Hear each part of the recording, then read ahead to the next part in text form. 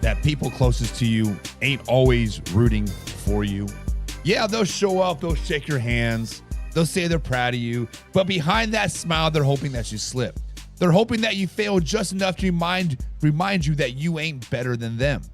That's the sick part. The one sitting at your table, eating your food, laughing at your jokes, wearing that fake support like a mask deep down, they'd love nothing more than to see you crash. It's jealousy, plain and simple. See, when you're grinding, when you're building, when you're putting in the late nights, when they're not clapping for you, they're keeping score, waiting on that first crack. So they'll say, "Ha, I knew it. I knew you wouldn't make it." They don't want you to clap for your wins because your wins shine spotlight on their lack of extra effort. You remind them of what they could be if they had guts, discipline, and hunger to chase greatness. And instead of leveling up, they rather drag you down. But let me tell you something. I see it, I feel it, and I thrive on it because every whisper, every side-eyed fake laugh just adds the fuel to my fire. You can wish for my downfall all you want, but you cannot stop what's already written. You can plot, you can play against me, you can even smile in my face while sharpening the knife for my back. But here's reality. I don't fall. I rise. I don't quit. I double down. Every time you think you counted me out, I come back louder, stronger, and hungrier. So if you're in my circle and secretly rooting for me to fail, save us both time, walk out now. Because I'm not here to carry dead weight. I'm not here to babysit your insecurities.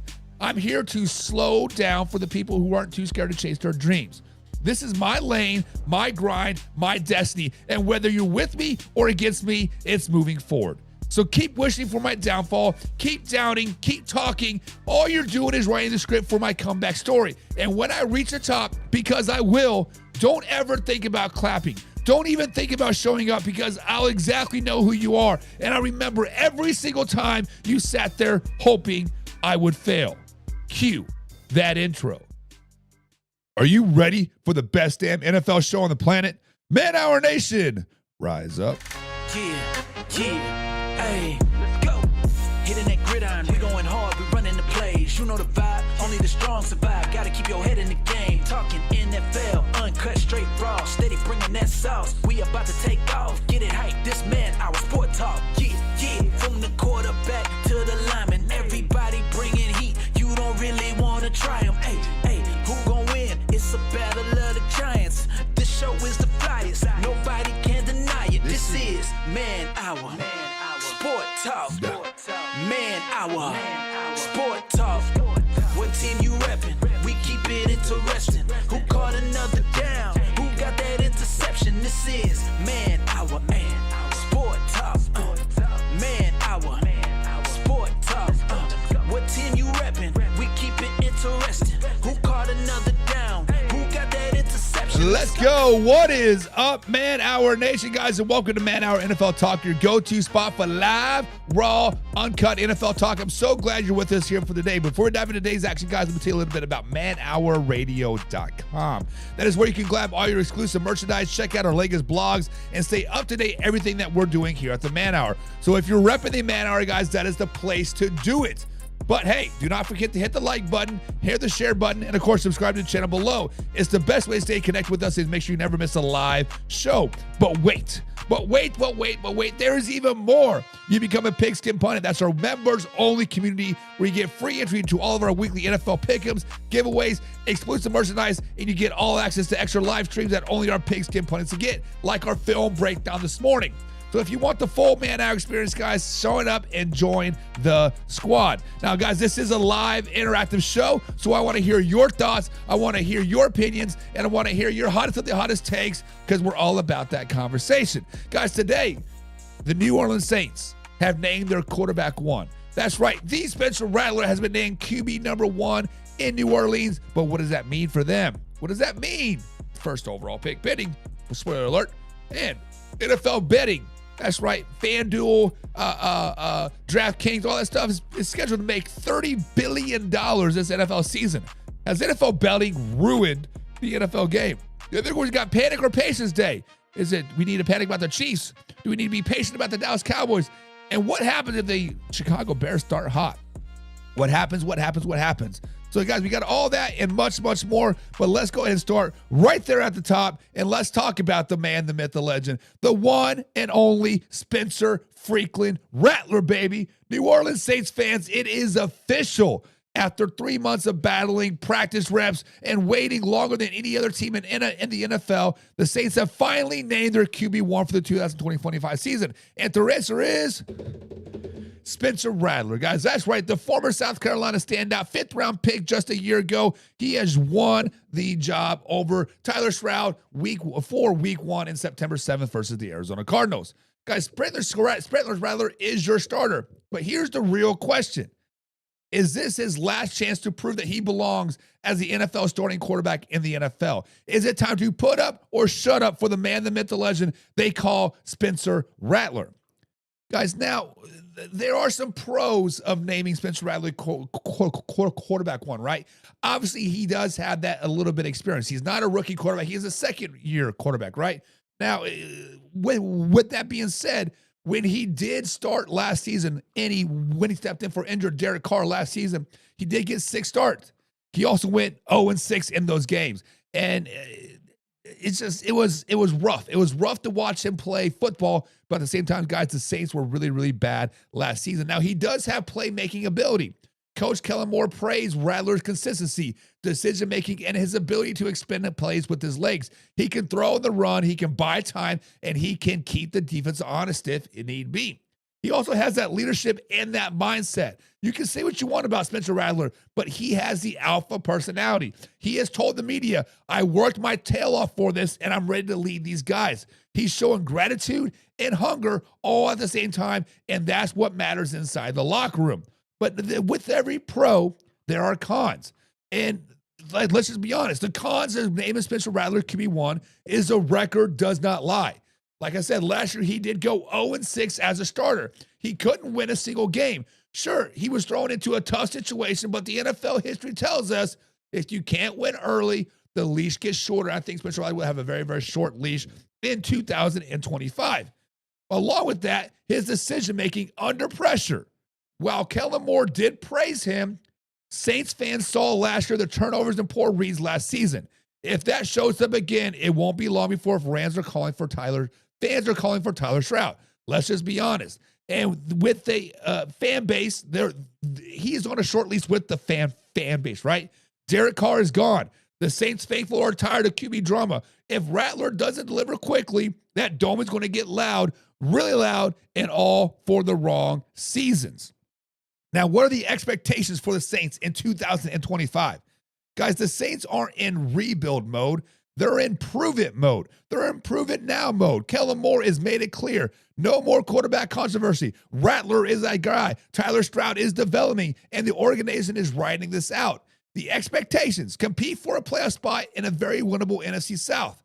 Yes, the Falcons are tough. The Buccaneers are scrappy, but the Saints believe their defense can carry them and if the offense just stays steady into the playoffs. But guys, realistically, a wild card course, not so fast. More like realistic floor. Another losing season and back to the draft board in 2026, in my personal opinion, for the New Orleans Saints. But is this Spencer Rattler's last shot as a starter if he gets benched yet again this season? And this is where it gets real, right?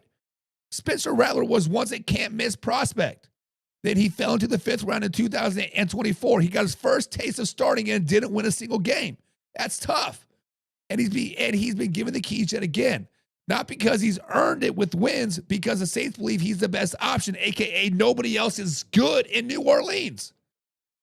If Rattler fails this time, if he goes out and struggles again, it might be his last shot of ever being a consistent true starter in the NFL.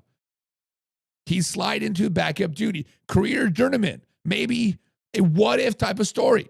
But if he delivers, if he proves everyone wrong, he can finally flip the script of his career. So Saints fans, NFL fans, what do you think? Did the New Orleans Saints make the right call of naming Spencer Rattler quarterback one? Is this the year he finally breaks through, or is this his last chance of fading out of the league? Comment down below, guys. It's a live interactive show. I want to hear from you. So be sure to subscribe, hit that like button, and remember, we are live Monday through Thursday at 9 p.m. East Coast time. Please apologize my voice. We are in the middle of coaching season, and this is week 3. Going into week 3, my voice is still getting used to all of the yelling at the old kiddos. But hey, what do you guys think? Spencer Rattler, yay or nay? Yay or nay? Nay. Next up, guys, NFL fans.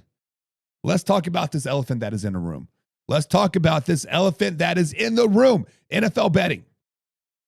According to the American Gambling Association, bettors are expected to wager nearly $30 billion on the NFL this season. It's an 8.5 jump from last season, and it's the highest number ever. 38 states, including DC, now have legalized sports betting, and the floodgates are now wide open. But here's where I stand. Guys, this is bad for the game. Yes, it gets more eyeballs on football, but it's wrapping up, but it's warping fans how they see the sport, the players, and even greatness itself. The numbers say that this is great. $30 billion expected in 2025 wagers at legal U.S. sport books. Legal, keyword there. That's up from $27.5 billion last season, including future bets like the Super Bowl winners and weekly game lines. DraftKings reported more money was bet on the NFL in 2024 than any other league, even though the NFL plays way fewer games than the NBA and, of course, Major League Baseball. Guys, prediction markets like Kalashi have already $62.5 million traded on the NFL outcomes. And it's not slowing down. It's becoming a culture itself. But this is why I think it's bad for the sport. We have the fantasy versus reality disconnect here, right? Fans are now judging players based off betting lines and fantasy stats instead of actually what happens on the field. Prime example, Patrick freaking Mahomes. People are dogging Mahomes year after year because he's ranked only 11th in passing yards last season. But come on, Mahomes is clearly the best quarterback in the entire NFL. He's winning games, he's making plays, and he's been carrying the Chiefs year after year after year. But because he's a fantasy players don't cash out, people are saying, oh, he had a down year. That's insane. Watch the freaking games. And also, the player threat problem, right?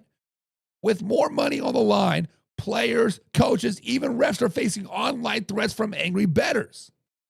The NFL admits they have to monitor their social media and track people's making threats. That's not normal fan passion. That's toxic gambling energy spilling over. Instead of watching the games for the love of football, fans are glued to betting slips. They don't care if their team wins. They care if their parlay hits. That's changing the culture of the sport and from a competition to a cash out.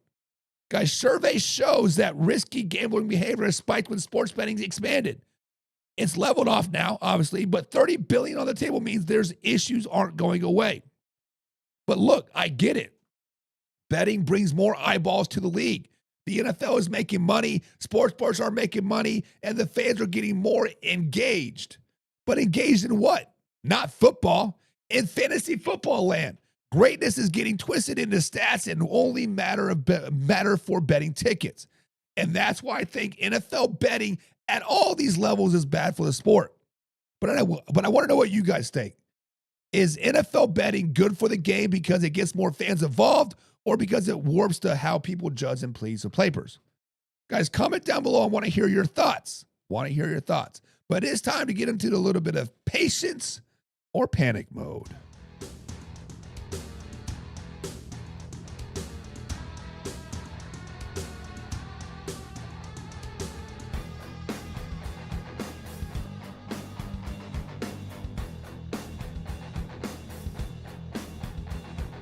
All right, guys, it is time for panic or patience here on this Tuesday or Monday edition of Man Hour NFL Talk. It is 9:20 here on the East Coast time.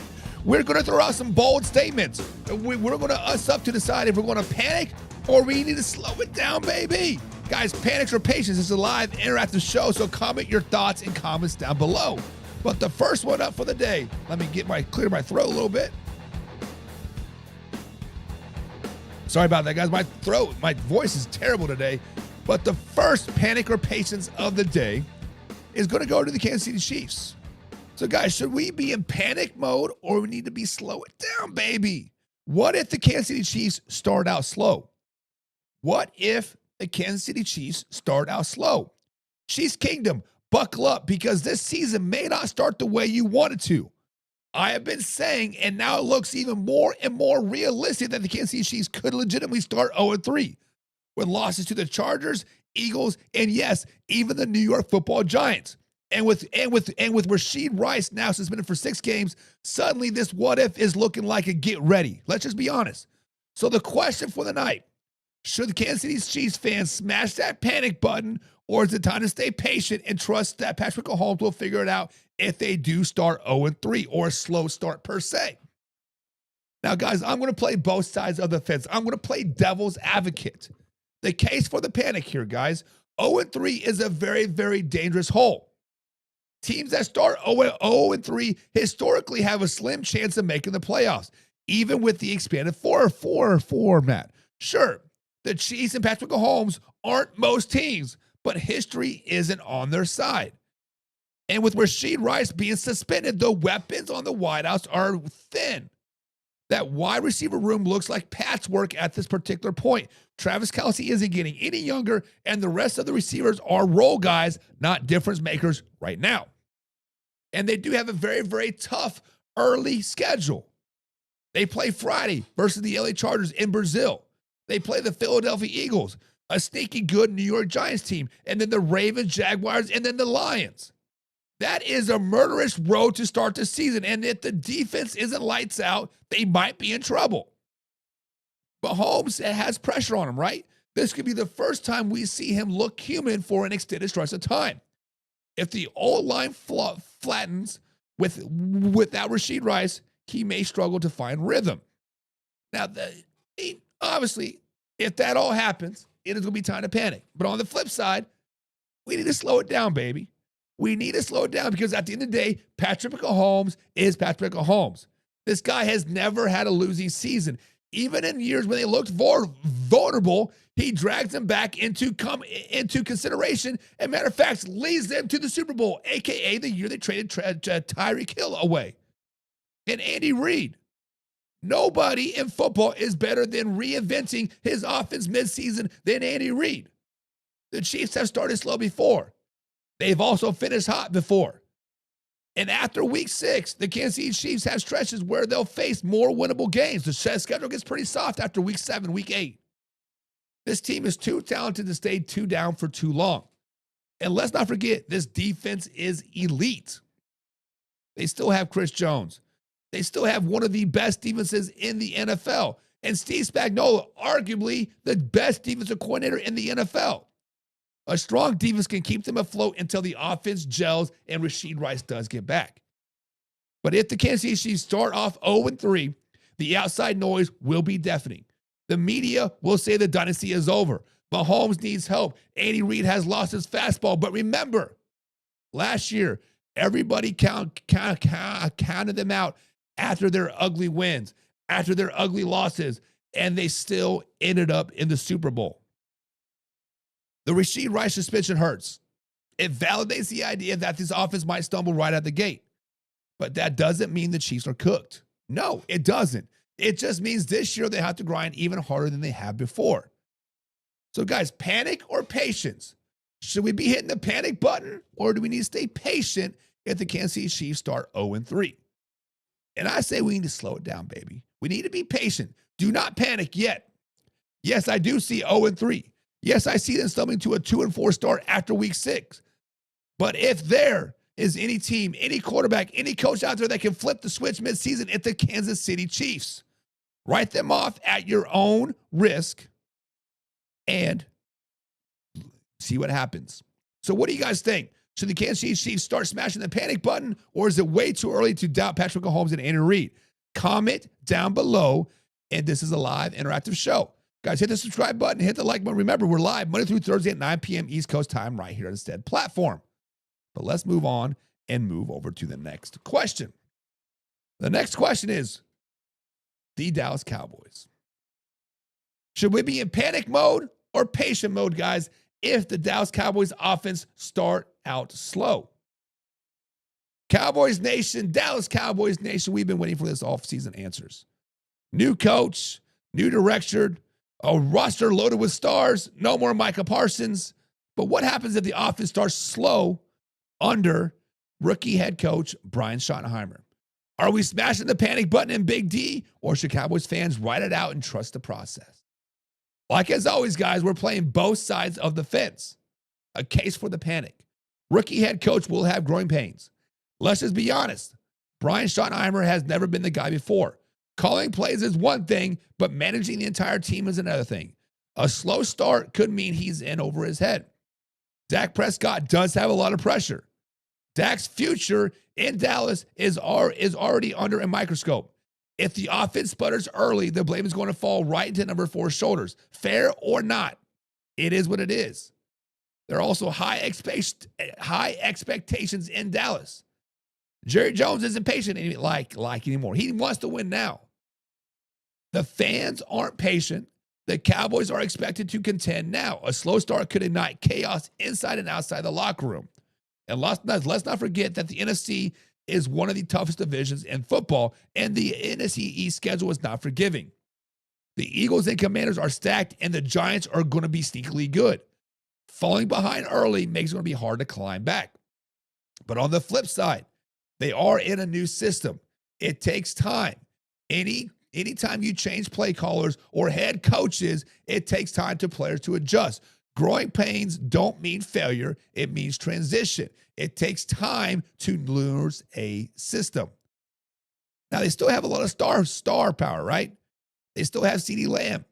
They brought in George Pickens. They still have Dak Prescott. Their defense is still pretty good, even without Micah Parsons. Matter of fact, I think they're better without Micah Parsons. There's too much talent for this team to be stayed down for too long. And the defense can't carry him. If the defense can be elite, Diggs comes back, makes quarterbacks panics. The unit can keep Dallas competitive while the offense figures it out.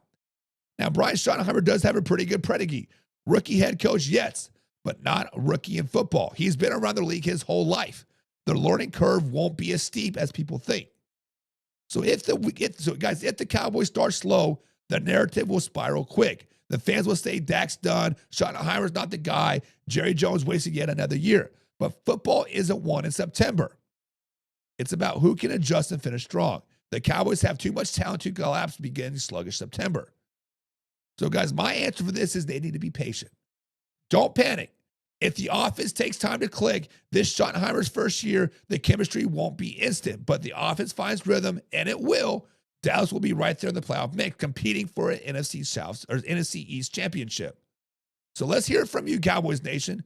If the Cowboys start slow under Brian Schottenheimer, will it be time to be panic or patient? Guys, comment down below. We'll be live tomorrow as well, 9 p.m. East Coast time. But let's move on to the next panic patience of the day. Now, let's flip the script here, guys. Chicago Bears. Guys, let's flip the script. What if the Chicago Bears come out of the gate on fire? What if they start stacking up wins early, looking like a team that's finally figured it out? Should the rest of the NFC North slam the panic button, or should the Packers, Vikings, and Lions fans stay patient and believe it'll even out? That's the question for the night. Now, if you are the rest of the NFC, this might be a panic mode because momentum is real. Guys, if the Bears start fast, this means confidence is building. And confidence in football is contagious. Teams that believe they can win usually do so. Caleb Williams factor. If he hits the ground running, suddenly Chicago has a legit quarterback. And for the first time in decades, that changes the division's entire balance power. They've also improved their roster all off season. This isn't the same old Bears. They've added weapons. They've invested in the line, and the defense looks deeper and deeper and deeper every time we look at it. A hot start could mean this rebuild is ahead of schedule. Now, obviously, the Green Bay Packers just got Micah Parsons, and they're loaded. Detroit Lions are pretty damn good. The Vikings, we'll see. But watching Chicago's surge could shrink their margin for error. You can't stumble if the Bears are actually real contenders. On the flip side, there's always a case for the patience. It is a long season. September, October, hell, even November, we don't trust the Chicago Bears here at the man hour. You guys know this. Young quarterback, rookie mistakes usually will show up eventually when you're a Chicago Bear. That's just the way it is. And they are unproven consistently, right? The Chicago Bears have teased before. Remember 2018 with Mitchell Trubisky? A strong start doesn't mean they can hold up and the defense can win when the defenses adjust. And the other teams in the NFC North, guys, are still strong. The Lions are built to win now. The Packers are built to win now. The Vikings have playmakers around J.J. McCarthy. One hot month from Chicago doesn't erase proven rosters elsewhere. And also, they're going to have growing pains. Every young team hits bumps in the road. It's not if, it's when. So, guys, if the Bears start hot, the rest of the NFC North should respect it, but not fear it. Panic comes when a trend is sustained and when it's sparked. Still, if Caleb Williams looks like the truth for the Bears stacked early wins, that's loud warning. Shout out for the division. Patience is the answer for now. A hard start is impressive, but the Bears have to prove they can finish. They're still leaning toward the NFC North mid-season. Then Green Bay, Minnesota, Detroit should start sweating. Until then, it's way too early to panic. And I see JS83 talking shit. It is what it is, man. You don't like my stutter? There's other places to go, brother. It is what it is.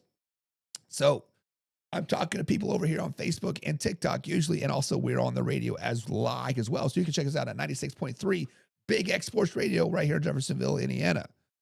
And get off, loser. Nobody cares. It's okay, brother. You legitimately are not hurting my feelings at all. Not at all. But that is it for today's show, guys. We'll be back tomorrow at 9 p.m. East Coast time. JS83. Feel free to join us then. But until then, guys,